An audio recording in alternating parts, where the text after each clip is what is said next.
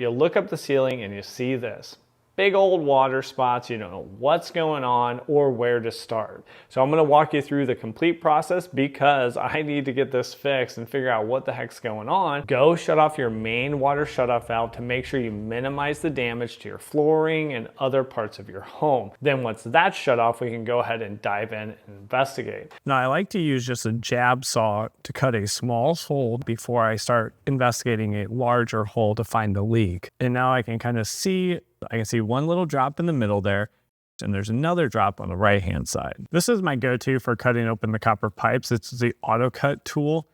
It's nice in these tight spaces. And then once that is removed, then we'll let it drain down and move on to that final cut in the background there. Now, if you remember, 3/4 of an inch shark bite fittings need 1.25 inches of copper clearance. This only needs 7/8 of an inch for the Viega or the Nimco, either one. So we'll start crimping. Here's a little different look on the second crimp.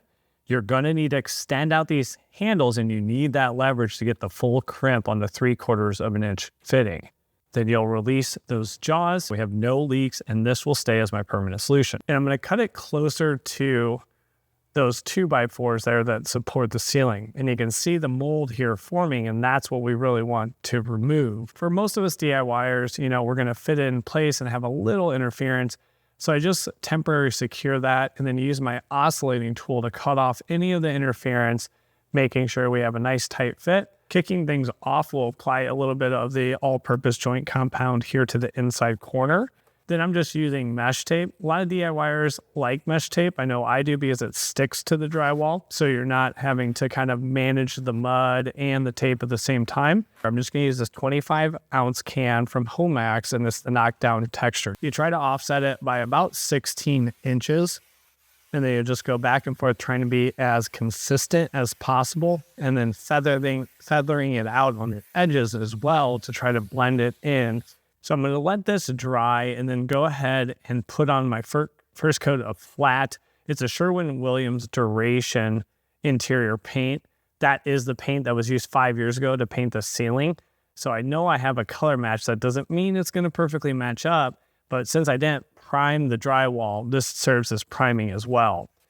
But what I saw is I didn't like the finished product. So what I did is cranked up the can to get a little bit larger blobs to try to make the edges a little bit better transition to the original ceiling. Let it dry, and then here's our final product.